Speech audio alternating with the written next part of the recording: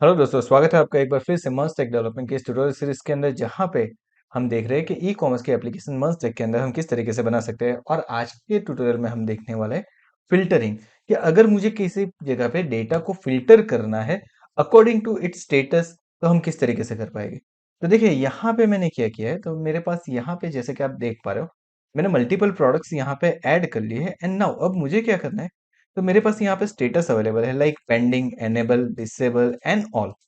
अब मुझे करना क्या है, जब मेरा पर्टिकुलर स्टेटस सिलेक्ट होता है, तो उस स्टेटस के अकॉर्डिंग ही मुझे डेटा दिखने चाहिए। जैसे कि मेरे पास यहाँ पे 3 डेटा एनेबल फॉर्म के अंदर है, 3 डेटा डिसेबल फॉर्म के अंदर है और 3 डेटा है पेंडिंग फॉर्म के अंदर।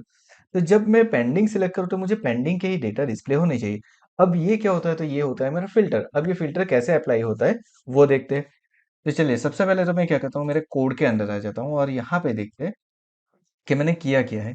तो जैसे कि आप देख पा रहे हो, यहाँ पे मैंने क्या किया है, एक सिलेक्ट बना लिया है और उसको एक नेम दे दिया है। अब नेम दो तो अभी चलेगा, नहीं दो तो अभी इट्स ओके।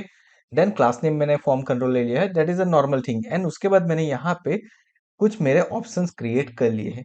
नाउ अब मुझे क्या करना है, तो मुझे उसके अकॉर्डिंग सबसे पहली चीज तो ये करनी है। मैं यहाँ पे क्या करूंगा, तो यहाँ पे एक कॉन्स्ट क्रिएट कर देता हूँ, यानी कि एक यूज स्टेट बना देता हूँ, जो कि मेरा कौन सा स्टेटस सिलेक्टेड है वो डिफाइन करेगा। सो मैं यहाँ पे लिख देता हूँ सिलेक्टेड, देन मैं लिख देता हूँ स्टेटस। मेरा कौन सा स्टेटस है मैं यहाँ पे सिलेक्ट करूंगा, और उसके लिए मैं करूंगा सेट सिलेक्टेड स्टेटस। तो चलिए, हमने कुछ यहाँ पे इस तरीके से लिख दिया है। इज इक्वल टू करके हम कर देते हैं यूज स्टेट, एंड उसकी वैल्यू हम रखते हैं ब्लैंक, यानी कि कुछ भी नहीं। चलिए, तो यहाँ पे कुछ इस तरीके से मैंने यूज स्टेट क्रिएट कर दिया है। अब देखिए, यूज स्टेट क्रिएट करने के बाद मैं क्या करूंगा, अब जब मेरा ऑप्शन सिलेक्ट होगा, तब उस टाइम पे उसकी वैल्यू क्या होनी चाहिए, चेंज होनी चाहिए। तो सिंपल मुझे करना है, यहाँ पे मैं क्या लिख दूंगा, on change. And on change लिखने के बाद हम यहाँ पे क्या करेंगे, तो यहाँ पे सिंपली मुझे क्या करना है, यहाँ पे एक मैं कर देता हूँ ई, यानी कि मेरी इवेंट, ओके, ऑफ। यानी कि कोई भी जब इवेंट मेरी परफॉर्म होती है, उसके ऊपर मैं क्या करता हूँ यहाँ पे, तो उसके ऊपर मैं लिख देता हूँ सेट सिलेक्टेड स्टेटस। अब जो भी मेरा सेट सिलेक्टेड स्टेटस है, उसके अंदर E dot target dot value. तो इससे क्या हो जाएगा, मेरा जो पर्टिकुलर मैंने वैल्यू सिलेक्ट की है, उसकी वैल्यू यहाँ पे सिलेक्टेड स्टेटस के अंदर स्टोर हो जाएगी। एकदम सिंपल हमने कर दिया है यहाँ पे। अब अगर आपको इसको लॉक करवा के चेक करवाना है, तो आप करवा सकते हो, लेकिन हमें उसकी जरूरत नहीं है। सो हम इसे इतना ही सिंपल रखेंगे। अब अब उससे भी सिंपल काम करना है। मुझे क्या करना है, मेरे पास स्टेटस तो आ गया। नाउ अब हमें क्या करना है, तो अब हमें फिल्टरिंग यहाँ पे अप्लाई करनी है, जो हमने ऑलरेडी किया है।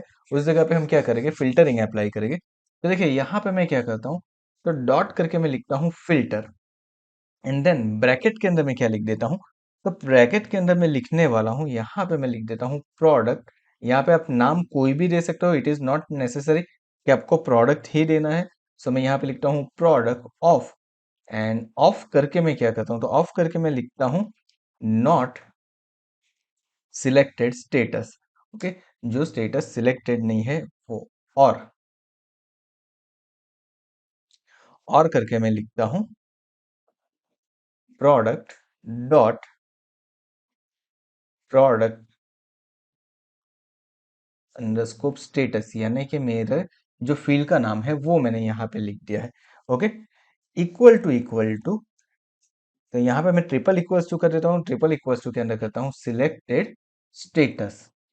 ओके, तो यहाँ पे क्या हो गया है, इसका मतलब क्या होता है, पहले तो ये समझ लेते हैं कि अगर मुझे कोई भी स्टेटस नहीं मिलता है, तो या फिर प्रोडक्ट डॉट प्रोडक्ट स्टेटस, यानी कि मेरे जो डेटा है, ठीक है, वो मेरे सिलेक्टेड स्टेटस के साथ अगर मैच कर जाते हैं, तो मुझे क्या करना है, सिंपली उसके जो भी डेटा मुझे मिल रहे हैं, उस डेटा को मुझे प्रोडक्ट्स के अंदर स्टोर करवा देना है। ये एकदम सिंपल काम है। ओके, अब तक हम क्या कर रहे थे, प्रो डेटा को डायरेक्ट मैपिंग करवा रहे थे। अब हम क्या करेंगे, फिल्टर के अंदर जो डेटा आ रहे हैं ना मेरे, उसको मैं करवाने वाला हूँ।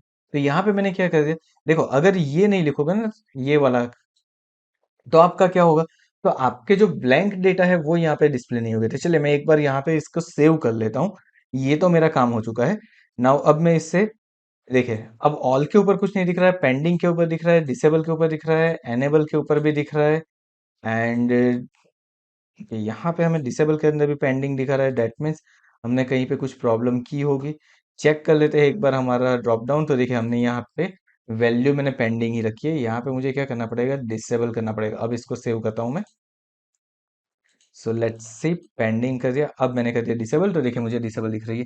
लेकिन अगर मैं ऑल सिलेक्ट करता हूँ तो ऑल के अंदर कुछ नहीं दिख रहा है। ऐसा क्यों? तो पहले एक बार इस कोड को समझ लेते हैं। तो इस कोड के अंदर मैंने क्या किया हुआ है कि अगर मैं क्या करता हूँ, फ़िल्टर करवाता हूँ प्रोडक्ट को, ओके? और उस प्रोडक्ट को कहाँ से? प्रोडक्ट डॉट स्टेटस, उसकी वैल्यू अगर सिलेक्टेड स्टेटस के साथ मैच करती। अब देखिए हमारे अंदर पेंडिंग है, एनेबल है, डिसेबल है, ये 3 चीज़ें हैं, उसके अलावा तो कोई वैल्यू नहीं है। तो इसका मतलब क्या होगा? अगर ये वैल्यू मिलती है, तो मुझे क्या करेगा, जो वैल्यू उसके साथ मैच कर रही है, उस वैल्यू को प्रोडक्ट्स के अंदर स्टोर करवा देगा। लेकिन अगर उसके साथ मैच नहीं कर रही है, वैसी कोई वैल्यू मिलती है, तो मुझे क्या करना है? तो मुझे यहाँ पे सिंपली लिख देना है नॉट। एंड नॉट करके हम क्या करेंगे?